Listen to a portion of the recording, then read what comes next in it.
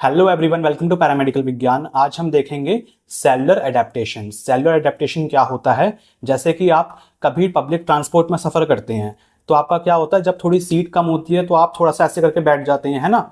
या फिर सीट नहीं होती तो एडजस्ट करना पड़ता है अपने को। ठीक है, तो एडजस्टमेंट आप एनवायरनमेंट के अकॉर्डिंग करते हैं, है ना? ऐसे ही हमारा जो सेल होता है वो भी इन्वायरमेंटल स्ट्रेस के अकॉर्डिंग अपने अंदर कुछ मॉडिफिकेशन करता है, अपना साइज चेंज कर लेगा, छोटा कर सकता है, बड़ा कर सकता है।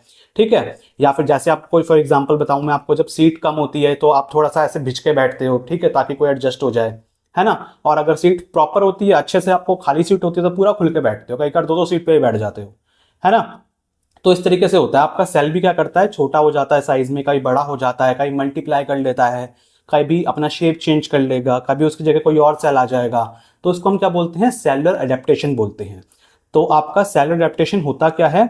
It refers to the ability of cells to undergo structural and functional modification in response to environmental changes और स्ट्रेस। तो जब भी आपका जैसा आपका एनवायरनमेंट होगा, जैसे एनवायरमेंटल चेंज होगा, एनवायरनमेंट में जैसे उसको स्ट्रेस पड़ेगा, उसके अकॉर्डिंग सेल क्या कर सकता है? अपने आप को, अपनी जो शेप है, साइज है, उसको चेंज कर सकता है, अपने अंदर कुछ मॉडिफिकेशन कर सकता है। ठीक है, these adaptation are crucial for maintaining cellular homeostasis and ensuring survival under stress conditions।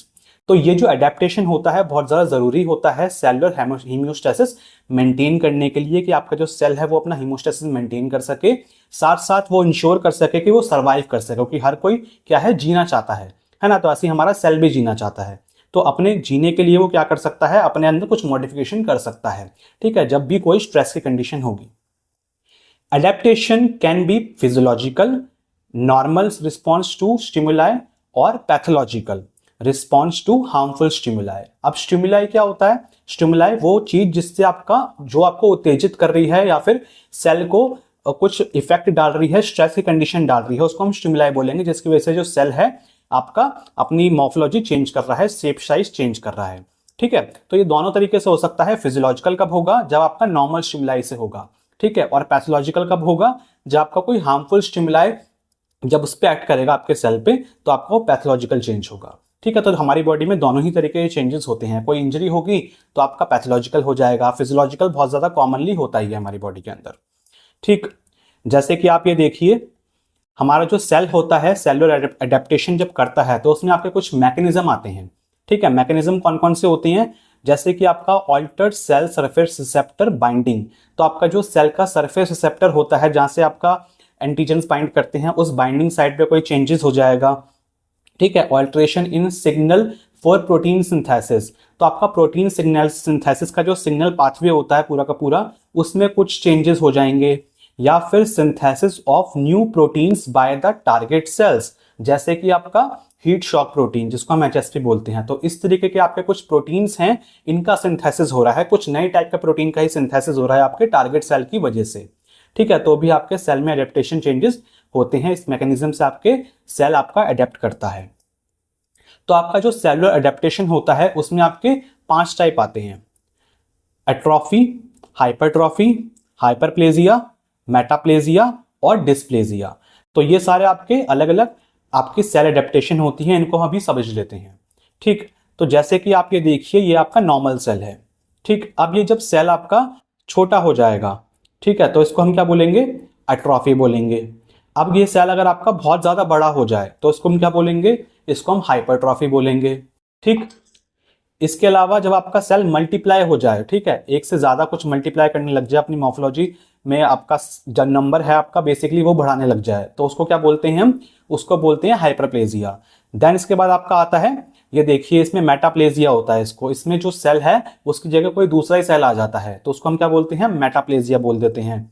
इसके बाद आपका ये देखिए, इसमें आपका क्या है? सेल जो है अपना स्ट्रक्चर पूरा चेंज कर रहा है, ऑर्गेनाइजेशन चेंज कर रहा है, इसको हम क्या बोलते हैं? डिस्प्लेजिया बोल देते हैं। तो इन सबको हम एक एक करके अच्छे से पढ़ेंगे। तो आपका जो सेल होता है, जो नॉर्मल सेल है, वो आपका अलग अलग टाइप में बढ़ जाता है। जैसे कि आपका किसी भी टाइप में अडेप्ट कर सकता है, जैसे कि आपका एट्रोफी हो गया, हाइपरट्रॉफी हो गया, हाइपरप्लेजिया हो गया, मेटाप्लेजिया हो गया और आपका डिस्प्लेजिया हो गया। ठीक है, इनको हम एक एक करके आप पढ़ लेते हैं। सबसे पहले आप देखिए एट्रोफी। एट्रोफी मतलब साइज कम हो जाना। a reduction in the size of an organ or tissue due to decrease in cell size and number। तो इसमें क्या हो रहा है, आपका जो ऑर्गन है या फिर टिश्यू है उसका जो साइज है वो कम होगा। क्यों? क्योंकि आपका जो सेल है उसका साइज और नंबर कम हो रहा है। ठीक है, कम होगा साइज भी और नंबर भी। Cell can result from disuse, denervation, loss of endocrine stimulation, inadequate nutrition और इस्चीमिया। तो ये एट्रोफिक स्टेज में आपका सेल कब जाता है, जब उसको हम यूज ना करें, डिसयूज करें, डिनर्वेशन करें, ठीक है, गलत तरीके से इस्तेमाल करें, या फिर आपका एंडोक्राइन फंक्शन जो स्टिमुलेशन है उस वो आपकी कमी पड़ जाए, एंडोक्राइन हार्मोन्स की कमी पड़ जाए, ठीक, या फिर उस सेल को न्यूट्रिशन कम मिले, ठीक है, जितना उसको न्यूट्रिशन चाहिए वो ना मिल पाए, ब्लड सप्लाई इसको कम मिले, तो ऐसे केस में आपका सेल जो है वो एट्रोफिक स्टेज में चले जाता है। It can occur due to physiological और पैथोलॉजिकल कॉज। तो दोनों ही कारणों से ये हो सकता है। एग्जाम्पल्स हम इसमें कुछ देखें तो अट्रॉफी ऑफ गोनाड्स आफ्टर मीनोपॉज। तो वुमेन्स में जब मीनोपॉज हो जाता है तो उसके बाद उनका जो ओवरी से एग निकलना होता है वो बंद हो जाता है। ठीक है, तो एग निकलना बंद हो जाएगा, तो उसमें क्या है, सेल जो है वो एट्रोफिक स्टेज में चला गया मीनोपॉज के बाद। ठीक, ऐसे ही atrophy of the brain with ageing. तो जैसे ही हमारी जैसे जैसे धीरे धीरे करके हमारी उम्र बढ़ने लगती है ना, तो आपने देखा होगा जो ओल्डर लोग होते हैं, जो एल्डर लोग होते हैं, उसमें क्या होता है कि वो ना चीजें भूलना चालू कर देते हैं धीरे धीरे करके, उनको याद नहीं रहता, थोड़ी सी भूलने की बीमारी हो जाती है ना। तो हमारा क्या होता है, ब्रेन के सेल्स जो होते हैं वो एट्रोफिक स्टेज में जाना चालू कर देते हैं। ठीक, तो ये आपके कुछ एग्जांपल्स होते हैं आपके एट्रोफी के। अब हम पढ़ते हैं इसके बाद हाइपरट्रॉफी। हाइपरट्रॉफी में आपका सेल अब बड़ा हो गया है। ठीक है, इसको पढ़ेंगे हम। Increase in cell size leading to an increase in organ size. तो आपका जो सेल अगर साइज बढ़ेगा, इसमें क्या हो रहा है, सेल का आपका साइज बढ़ रहा है, सेल का साइज बढ़ेगा तो आपके टिश्यू का साइज बढ़ेगा, फिर आपके ऑर्गन का साइज बढ़ेगा। ठीक है, it can occur due to increase synthesis of cellular components. तो यह किस वजह से हो सकता है कि आपका जो सेलुलर कंपोनेंट हैं वो कुछ ज्यादा ही अमाउंट में सिंथेसिस कर रहे हैं, कुछ भी आपका जो भी चीज वो रिलीज कर रहे हैं वो ज्यादा ही कर रहे हैं। ठीक है, हो सकता है इसको न्यूट्रिशन बहुत ज्यादा मिल रहा हो, ऐसा भी हो सकता है। ठीक है, तो ऐसे केस में आपका हाइपरट्रॉफी हो सकता है आपके सेल को। एग्जाम्पल की हम इसकी बात करें तो skeletal muscular hypertrophy, enlargement of muscles in response to weight lifting. तो जब भी हम वेट लिफ्टिंग करते हैं, जब जिम वाले बंदे देखते हैं ना, डोले वोले बना लेते हैं वो, है ना, तो कैसे बनाते हैं, जब वो अपनी एक्सरसाइज करते हैं तो आपका जो सेल होता है उस पर स्ट्रेस डाल रहे हैं कि वो थोड़े मोटे हो जाएं, मसल आपके डोले वोले बन जाएं। ठीक है, तो सेल आपका कैसे स्टेज में जा रहा है, हाइपरट्रॉफिक स्टेज में जा रहा है। जब भी हम वेट लिफ्टिंग कर रहे हैं तो हमारी मसल्स के जो सेल हैं वो इनलार्ज हो जा रहे हैं। ठीक, cardiac hypertrophy, thickening of the heart muscles due to hypertension और वॉल्वुलर हार्ट डिसीज। तो आपके जो हार्ट कार्डियक हाइपरट्रॉफी में क्या होता है कि आपका जो हार्ट होता है उसके सेल्स क्या होते हैं, उसकी जो मसल के सेल्स होते हैं वो मोटे हो जाते हैं, बड़े हो जाते हैं। ठीक है, तो उनका वो इनलार्ज हो जाते हैं बेसिकली। किसकी वजह से, आपके हाइपरटेंशन के केस में जब बीपी ज्यादा हो जाता है तब, या फिर वॉल्वुलर हार्ट डिसीज के केस में, आप जब उनकी वॉल्वुलर हार्ट डिसीज मतलब उनके वॉल्व में जब कोई दिक्कत आती है तब। ठीक है, तो सेल आपके हाइपरट्रॉफिक स्टेज में चले जाते हैं। इसके बाद आप देखेंगे हाइपरप्लेजिया। हाइपरप्लेजिया देखिए, सेल का नंबर बढ़ गया है। ठीक है, an increase in the number of cells in an organ और टिश्यू। तो आप इसमें क्या हो रहा है कि आपका जो सेल है उसका नंबर बढ़ रहा है, ऑर्गन का आपका नंबर बढ़ रहा है। ऑर्गन में बेसिकली सेल का नंबर बढ़ रहा है, ऑर्गन का नंबर तो नहीं बढ़ेगा, ऑर्गन तो एक ही रहेगा, अगर एक है, दो रहे तो दो ही रहेंगे। ठीक है, ये नहीं कि ऑर्गन दिल आपके एक से दो हो जाएंगे, ऐसा नहीं होगा। ठीक है, नंबर बढ़ेगा आपका। ठीक है, टिश्यूज का नंबर बढ़ सकता है। It occurs due to increase demand, hormonal stimulation और क्रॉनिक इंजरी। तो किस वजह से हो सकता है आपका कि उस जगह पे आपकी डिमांड बहुत ज्यादा हो गई है कि सेल और ज्यादा चाहिए, हार्मोन ज्यादा आ रहे हैं, हार्मोन स्टिमुलेट ज्यादा कर रहे हैं कि ज्यादा और चाहिए सेल, या फिर कोई क्रॉनिक इंजरी के केस में भी हो जाता है ये। एग्जाम्पल की इसकी बात करें हम तो prostate hyperplasia, benign prostatic hyperplasia BPH leads to enlargement of the prostate gland in older man. तो जो मैंस होते हैं, जो मेल होते हैं, उनमें जब एज बढ़ती है तो उनका जो प्रोस्टेट ग्लैंड होता है वो इनलार्ज होने लगता है, इनलार्ज हो जाता है। ठीक है, इनलार्ज हो जाता है, जिसको हम क्या बोलते हैं, प्रोस्टेट हाइपरप्लेजिया बोलते हैं। ये हम बहुत कॉमनली होता है। ठीक है, इसके अलावा आपका liver regeneration, compensatory hyperplasia of liver cells after partial hepatectomy और लिवर इंजरी।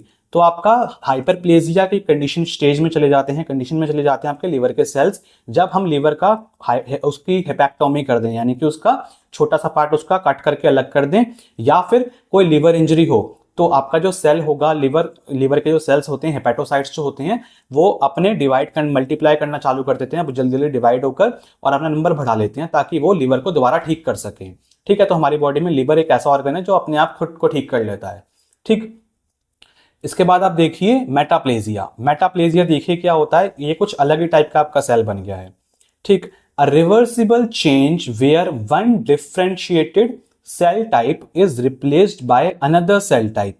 एक रिवर्सिबल चेंज है ये, जहां पे आपका एक डिफरेंशिएटेड सेल टाइप, जो आपका सेल टाइप बनना था, उसकी जगह पे आपका कोई दूसरा ही सेल टाइप बन रहा है।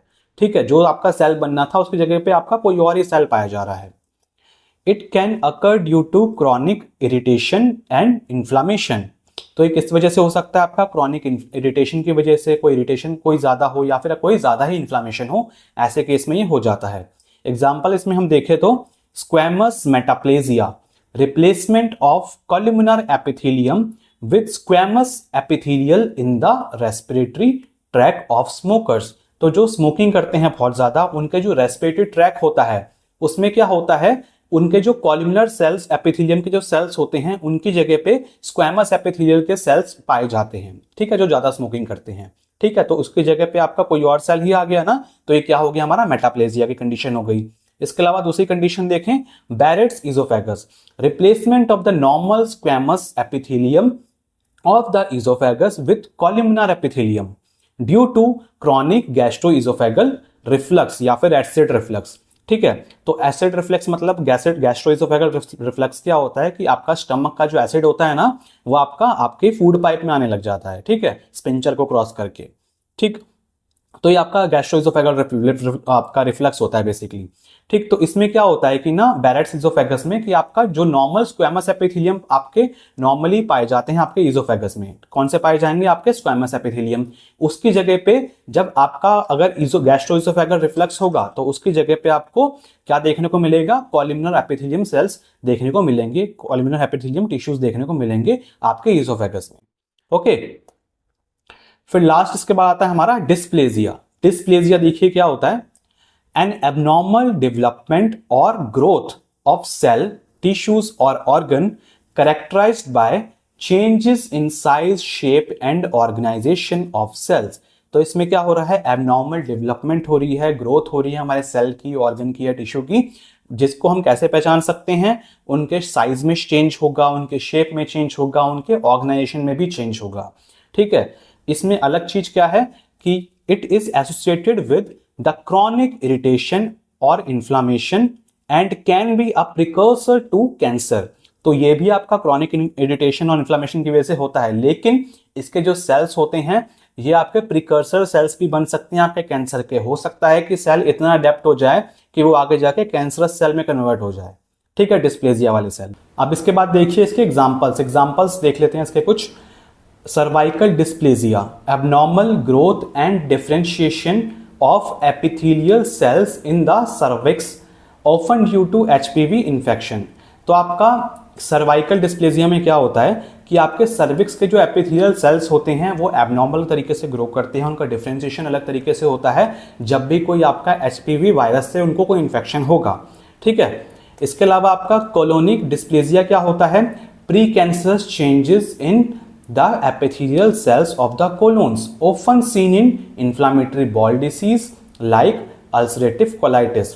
तो कोलोनिक डिस्प्लेजिया में क्या होगा कि आपके जो कोलोन के सेल्स होते हैं, कोलोन्स आपकी इंटेस्टाइन का जो पार्ट होता है, ठीक है, लार्ज इंटेस्टाइन का बेसिकली, तो क्या है कि कोलोन जो है उसमें क्या हो जाएगा, अल्सरेटिव कोलाइटिस हो जाता है, या फिर जब इन्फ्लामेटरी बॉल डिसीज हो जाता है, तो ऐसे केस में एपिथेलियल सेल्स जो होते हैं हमारे कोलोन के, उनमें आपके प्री कैंसरस चेंजेस देखने को मिल सकते हैं, यानी कि वो डिस्प्लेजिया की कंडीशन में उसके सेल्स जा सकते हैं, उनके एपिथेलियल सेल्स डिस्प्लेजिया की कंडीशन में चले जाते हैं। ओके, तो इस तरीके से आपका डिस्प्लेजिया, आपका जो सेल है वो डिस्प्लेजिया के सेल्स में कन्वर्ट हो जाता है, डिस्प्लेजिया अपना कर लेता है, अडेप्ट कर लेता है अपने आप को। ओके, तो स्टूडेंट्स, ये था हमारा आज का लेक्चर आपका सेलुलर एडेप्टेशन के बारे में। सेलुलर एडेप्टेशन क्या होता है, उसके कौन कौन से टाइप्स होते हैं। आई होप कि आपको अच्छे समझ में आ गया होगा, आपके सारे डाउट्स क्लियर हो गए होंगे। अगर आपको वीडियो अच्छी लगी हो तो वीडियो को लाइक करना, अपने क्लासमेट्स के साथ वीडियो को शेयर करना। मिलते हैं बहुत जल्दी नेक्स्ट वीडियो में, तब तक के लिए बाय बाय।